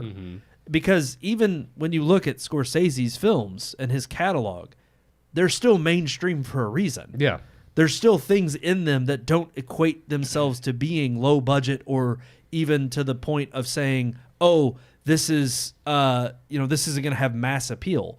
And again, that's part of the craft of filmmaking and part of his craft as a director, that he's able to not only showcase that love of film, but I mean, think of George Lucas and putting in samurai, fights in the middle of a freaking space cowboy. opera. It's a space opera with cowboys. It's cowboys in space. And so, Samurai. with samurai. I mean, it's like, again, that's the tapestry that is not only filmmaking, but I would even argue American cinema. And I will agree with him that we have lost touch of that. But I also think you're seeing it resurrected in ways in which people are turning to streaming. Yeah. And they're finding it in other facets, such as us, who are going and, I mean, No One Will Save You not only was an indie flick from a director that I had never heard of or never really seen. I mean, they did hardly any promotion for it. Yeah. Right. But also The Ritual came out, 4 or 5 years ago. That was fantastic. Yeah. But also it was from the UK. So it's like a film that released overseas that was If brought not here for by streaming, Netflix. we've never seen it. Right. Yeah. Well, even Talk to Me, which was a theatrical release from A24, I haven't seen a whole lot of promotion on, which is surprising because after some of the huge hits A24 has had, you would think that that would be a little bit more heavily promoted because it has gotten good reviews. So it's just interesting now some of these smaller films do get overlooked because you have big releases like The Nun, which is garbage. Yeah. And I mean, people will go see it because it's a part of the larger Conjuring universe and they're hooked on that. You know, everything has to be a universe and we got to see the next entry in this universe. Right. Yeah. But other than the diehards who aren't going to stop watching them, it's gotten old. Yeah, no, absolutely, and I would even argue too that and I'm not arguing against him and the point he's making. I think we're bringing levity to the words he's brought up and trying to articulate them in a way that maybe he means it based on what he's talked about before.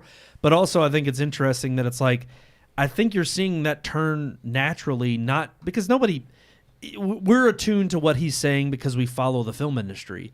But normal visitors, the people who are going and buying Taylor Swift concert tickets, funny enough, are also not the same people that are showing up, or they may be the same people showing up to Marvel movies. But also, I've noticed this steady trend in the dropping ticket sales and the diminishing returns that Marvel and DC are both seeing on whether they're streaming shows or the movies they release.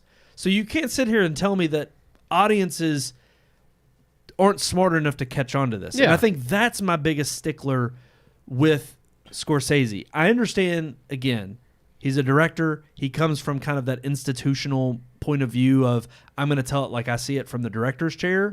But to me, the argument is not so much more Hollywood, which its whole business model is to make movies that do not only entertain, but bring in money to quote unquote fund these other projects or ventures. It is a business. If you're not making money, you're not making anything. Exactly. And that's what I'm saying is it's like, do we really want the industry to be on the brink of total collapse? Or do we want some of these movies that do make some money I to... kind of would like to see it on the brink of total collapse. I would love to see a diversification of where Yes. resources come from to make. But that's also been the beauty of the independent market. How much more varied is it because of technology and how close you can get to making, not only close, but how damn near exact you are to making cinematic films with equipment that doesn't cost you an arm and a leg from companies that are just out there to get the hands in the or to get the equipment into the hands of the creators, but also put the onus and the trust in the audience.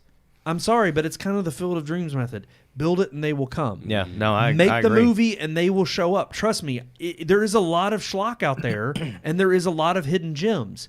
But after a while, people will find good movies because they'll get tired of the mind numbing. The saturation of exactly. Well, that's why, because Sean sent us that thing about The Ritual this year because a lot of people online were talking about it. It's a movie from 2017 that has resurfaced, that has gotten a cult following, and that's what inevitably happens when you make a movie that is good and resonates with people. Word of mouth will get it around, even if it's several years later. Sadly, people will say you need to check this out.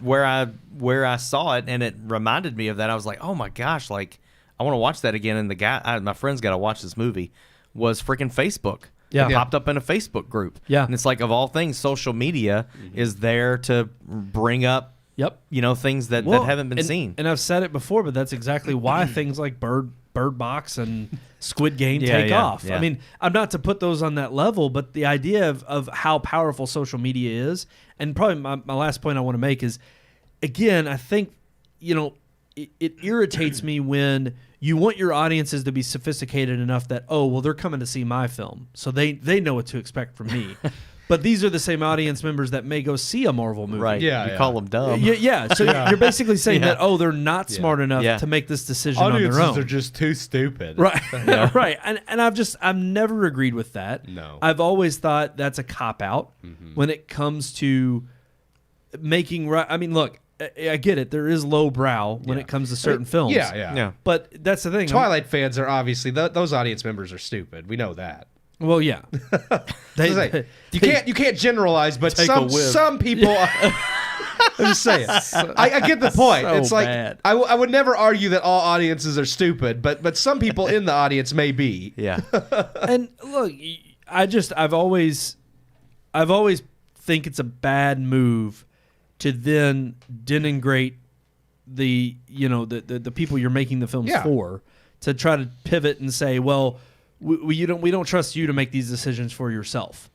But again, it's like, that's a cultural problem as a whole. That's not just a film issue. But I also believe that is, I think it is a perfect insight into that which is Hollywood. Oh, yeah. And the bubble they're a part of. You like what we tell you to like, otherwise you're wrong. Exactly. I think it's funny because, again, without, with beating around the bush, what Scorsese fails to realize here in his own understanding of his point is that maybe you and Hollywood in general have been closed off for far too long in your own bubble, apart from the actual common day man, and you aren't really necessarily tied in with everyday life. And you deliberately, as an industry, have moved yourself away from being part of the common man, and you act like it when your union strikes and when you're out there picketing day in and day out, and it's like, you're not the same. Yeah. I hate to say it, but you're not. And it's like, or at least that's not who you celebrate.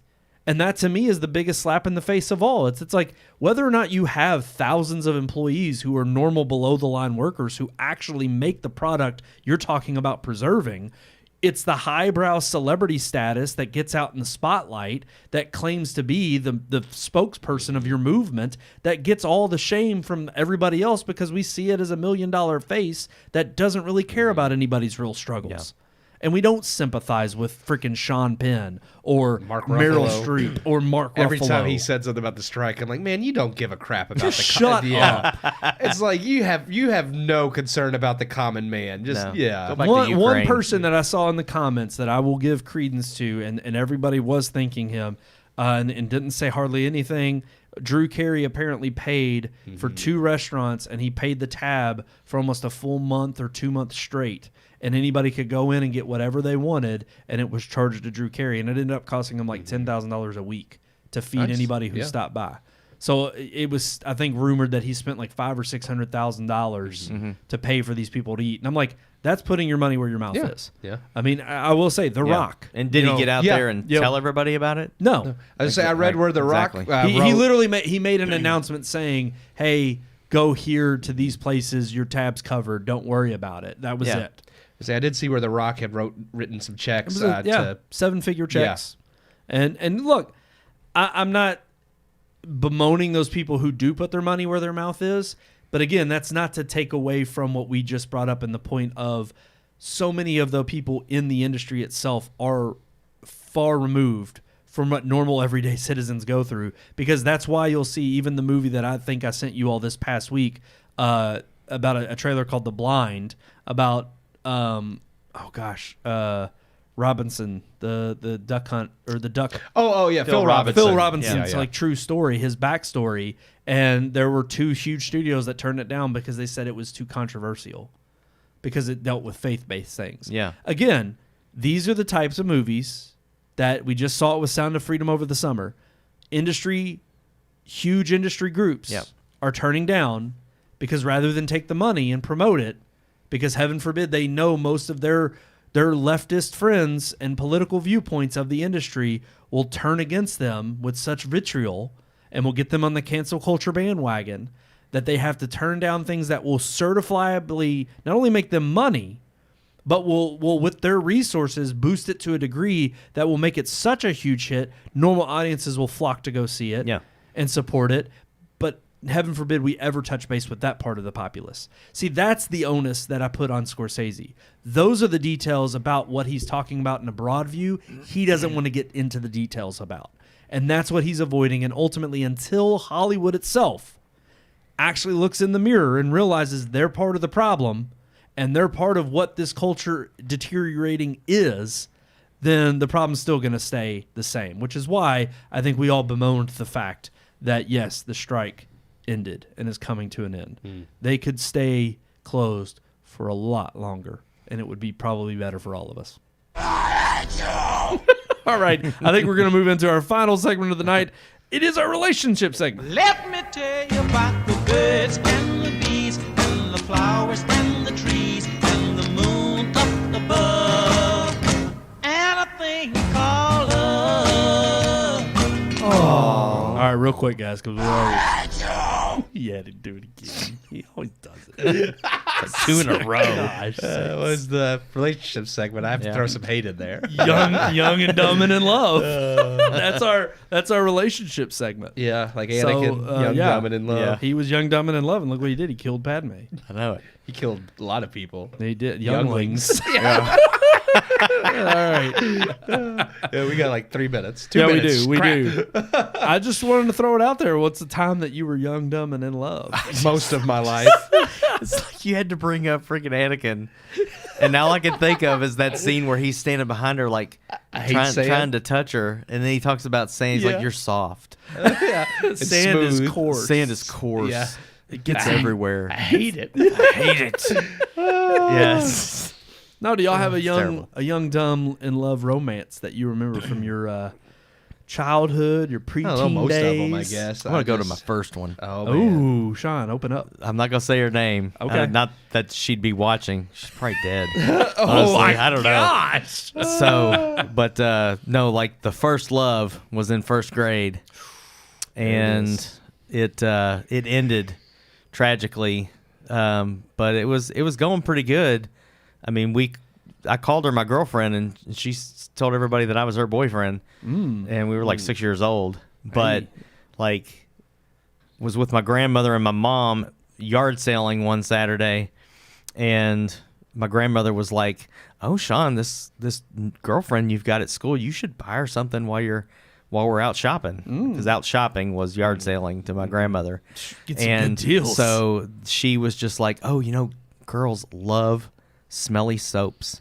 You should get her a smelly soap." So at a yard sale, I bought with like a quarter a bar of soap.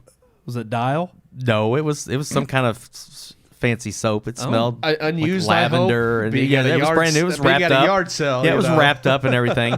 So yeah, spent a Stolen quarter from a hotel. It probably was.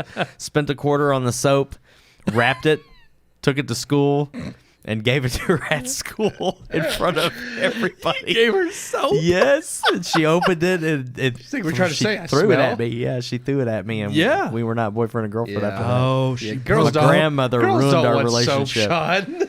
she knew what she was doing. Grandma was like, he's too young. Give her soap. That's not true, Keith. I mean, maybe eczema soap, Yeah. but I'm just saying, I know plenty of my wife loves now. bath soaps I'm just and saying, bombs and 6-year-old, all she that didn't stuff. want No, soap. 6-year-old. She wanted a No. gift card to Toys R Us. Yeah. That's what she wanted. She wanted the next shoulda did Backstreet that. Boys CD. Yeah, I could have probably got her a necklace for a quarter at That a yard too. sale, but I went with the soap because I listened to my grandmother, God love her, and she ruined my relationship. First one in the ground. Wow. That was it. And That it was was it. soap. Soap that did it. If you had given her Dr. Bronner's, They didn't have that. you might have. I'm just saying. Oh no, it's existed. It's for been a long around for 300 years. Yeah. Yeah. The one my true God grandparents used faith to have some soap. Dr. Bronner's. I'm just saying, Dr. Bronner's might Yeah. have sealed your fate. I don't mean, know what it was. Sawyer, It was wrapped in. Andrew, It was nice. It was Amelia pretty. may not have I think ever it had existed. I think it had lace tied around it. Wow, you like got a bow on articulate. it. Yeah. No, I didn't do that. The soap came that way. Oh. That's how I knew it was fancy because Yeah. it had like a Wow. lace It's like this thing this tied soap around is it. worth every 25 cents. That's right. That went into And it. I didn't even tell her how much I spent on it. Yeah. It wasn't like She didn't know. she had no clue. I could have spent $20 on it for all she knew. She Your- broke all it. your She broke it allowance. in half, and which she was strong for a first grader. broke the She soap was in tall, half. dude. She was way taller than That's me. wrong, Yeah, she though. popped it in half and threw it, and that was I mean, it. there's part of me that kind of, that's the beauty of the innocence of that age is Yep. you just don't care about the other person's feelings. You know what happened And, though? well, did you? No, like how am I? 40. Well, she could be dead now, so She wasn't dead about 10 years ago. okay. Because about 10 years ago or so, She reached out. she reached out on Facebook, And tried to she hit it again. Wanted soap. She couldn't get enough of it. She was probably wishing she wouldn't have broke Wow. that soap. She was like, "You got any more soap?" Yep, that was another.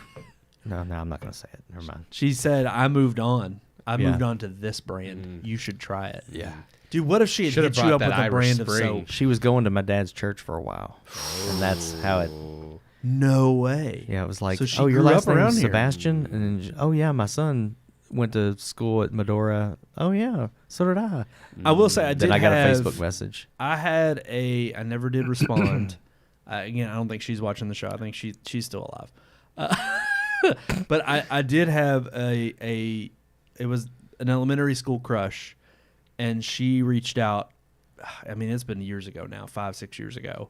But it was kind of a shock because it was one of those where she always knew she was playing hard to get. Mm-hmm. She always knew that she was just out of reach, and she knew I liked her, and she knew all the boys in the classroom liked her, and she played that up. And I never ever went out with her. She was one of my first kisses. But it was interesting because she ended up reaching out to me on Facebook as well. And she was like, hey, I remember because the message preview popped up and it just said, hey, do you remember me? But I never responded, didn't open the message. I just saw the initial prompt and I was like, not going there. Fool. Because it's like, it was just the message. Hey, do you remember me? Right. It's like, okay. You could be married now. No. It's one of those, it's like, you had your chance, okay? Now you want to jump on this? Oh, he was bitter. Yeah. You want to jump on this train now? He's like, I don't want to be married to you now. Well, I hate to say this. You should have accepted me. Stay alone. You should have accepted me back in elementary school. That's right. Well, let's just say some things didn't hold up, okay? All right. So she's like, she's not good looking anymore. I don't want her. Yeah. it's terrible. It's terrible. I never said that. Did not. But no, the other young, dumb, and in love was, I've got to bring it up because it was the first definite huge infatuation. Still talk to her on occasion. She still tunes in too from time to time. So Kat, if you're listening. Oh. But yeah, 16, train ride of love, home from San Antonio. Way it all started the week beginning. We met. Totally distanced myself from her. I saw her as kind of like this, threat of like, all right, I'm not down here for you. And I've already been warned by her friends like, hey, she's a player. So I treated her like trash the whole week. Oh gosh. And then like the last day we were there, it was like we get on this train ride and we spend this whole time talking, and I just got to know her, and of course it just blossomed into this romance. And of course come home, and then of course the trip's over, and now we're all of a sudden 300 miles apart, and we got to try to keep up this long distance relationship. Didn't work out, but we still keep in touch. What were you in San Antonio for? Church it was a church camp. It was like a church youth event, and we drove to St. Louis to catch the train, and then they were already on the train for like a few hours. So she was from St. Louis? She's actually from Moline, Illinois. Okay. So she's which she doesn't live up there anymore. Her parents are still there, but they had already been on the train for like 3 hours, and they stopped off in St. Louis, and then we got on, and then we drove from there, and it was like a 26 hour train ride down to San Antonio. And so we first got to initially know each other. And I threw a lot of shade at her. I gave her the cold shoulder quite a bit, and she was just trying to get to know people. And I let some rumors basically become my idea of who she was without getting to know her. And then on the train ride home, it just blossomed into something more. And we were we stayed strong in terms of like at least for a few months, keeping it up. Okay. And then even then, it was still like it wasn't like we stopped talking, but. I mean, this was like it was so funny because we would do AIM. You get on Instant Messenger, be up, and then it'd be like 3, 4 in the morning. My mom would be like, Brandon, are you still up? I'd be like, yeah. Like, get to bed. Gotta go. Exactly. And then you just hear the door shut on the AIM. But then there were times too where, and this was our other friend, Keith, her, Carrie, in high school. One of the other antics we had was that I couldn't call her because it was long distance, and I still owe her $500 because she called me, but she couldn't call because it would ring the phone at night, and I didn't have a cell phone at the time. I wasn't allowed to get one till I could drive. So I was just turned 16, didn't have my license yet, but I would call Carrie at night, and we had call waiting. So while I was on the phone with Carrie, and I would message Carrie and be like, hey, can I call you so Kat can call me? And she'd be like, she got so pissed. She hated the fact that I would do this. So I'd call Carrie. Kat would call me. I'd answer. I'd be like, hey, thanks, Carrie. She's calling. Bye. And then I'd hang up and answer the phone on Kat so the phone wouldn't ring. And then I'd spend the night on the phone with Kat. That is smart. And so she took the hit on the long distance call, and it racked up like a $500 phone bill. over like several nights of doing this. Oh, wow. And I still claim I'm gonna pay it back. I'm gonna pay her back one of these days. But no, I mean When you need to pay her parents back, I'm sure they're the ones that paid the. Well, no, $500. she spent the whole summer paying them back, so I technically owe her the money. $1,500 on a phone. you just I got don't clean think then, you plan yeah. on paying her back anytime Yeah. soon. Cat, if you want to do iPhone. But no, hey, you know what? We still keep in touch. Like I said, she tunes in every once in a while. I'll have to send her a clip of this episode, and unless she's tuning in now, and hey, how you doing? But no, we still keep in touch, and everything's good. She's down in Orlando. She actually works for our enemy, Disney. Oh, gosh. Dun dun dun. Nah, she knows we throw shade at them all the time. But no, hope you're doing well. Tune in. We love don't all the know. like, share, subscribe. But Keith, what about you, Let's young, hear it. dumb, and in love? I got nothing eventful What? that I can think of. What? I mean, I didn't. I know. When it comes to stories. love relationship, then you tell them because What I about don't the know twin? the story. Yeah. But nothing. No, I never dated Abby. Allie. But I wasn't going to name names anyways. So. Nobody He knows just who did. they are. I know.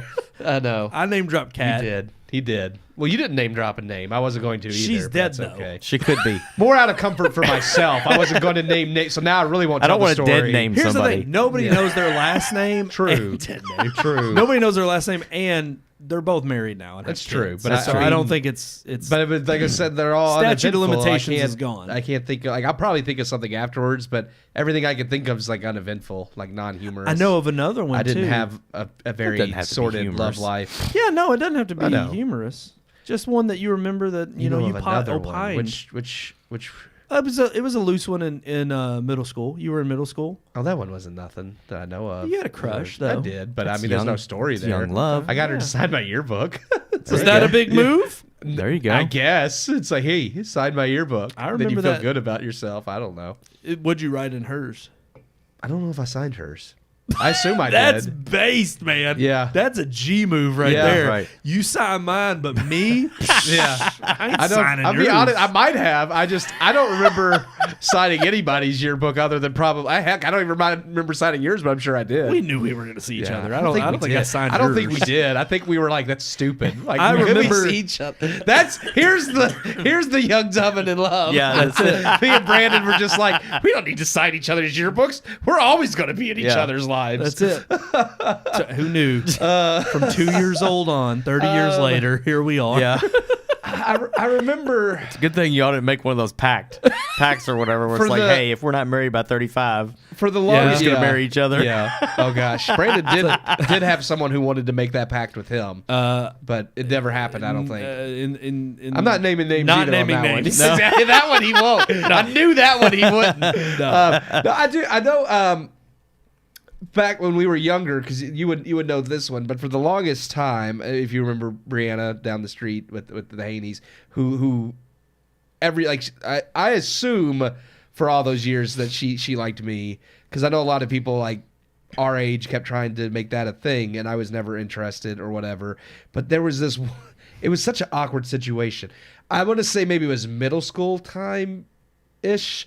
I get this, like, Samantha had come back to, because she stopped living with her grandmother right next door to my house for a while, and then she was back over there for whatever reason.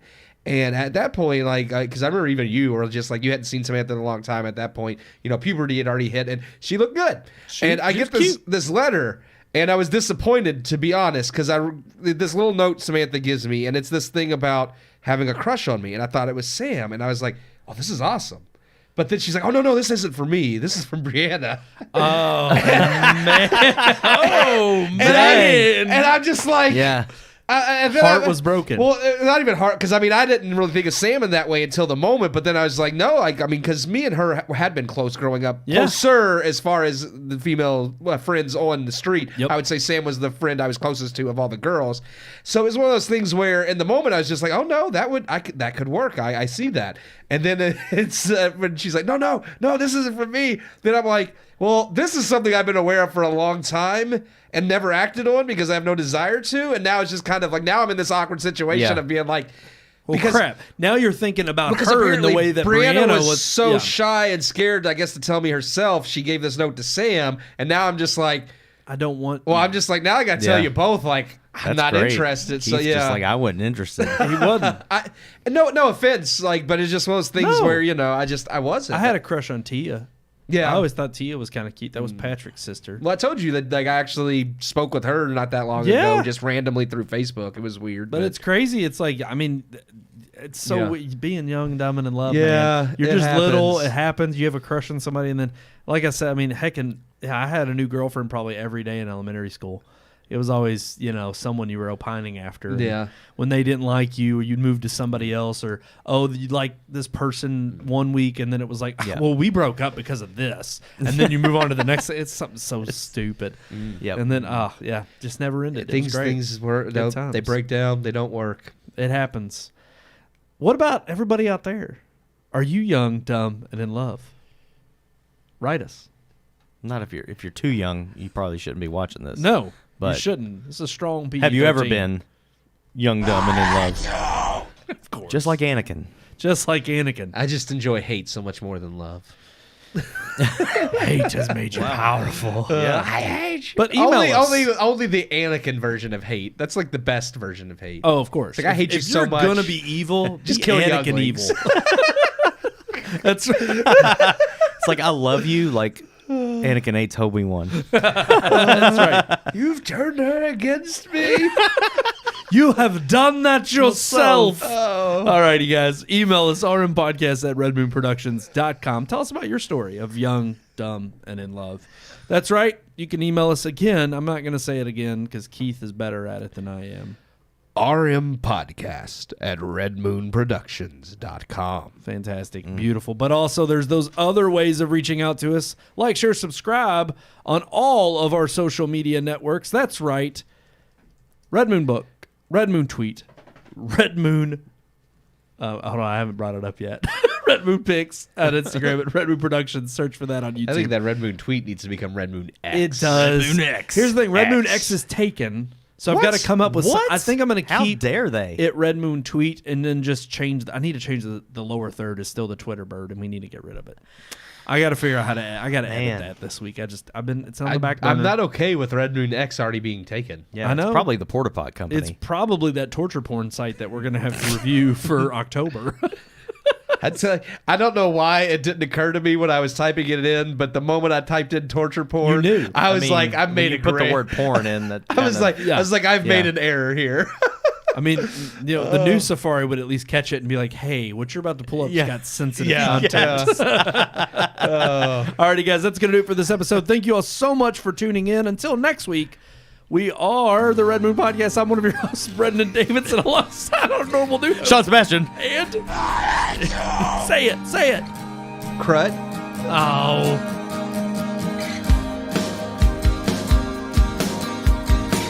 We hope you enjoyed this week's episode. For more reviews, previous podcast shows, and everything Red Moon, visit our website, redmoonproductions.com. You can also like us on Facebook or follow us on Twitter by searching for Red Moon Productions, LLC.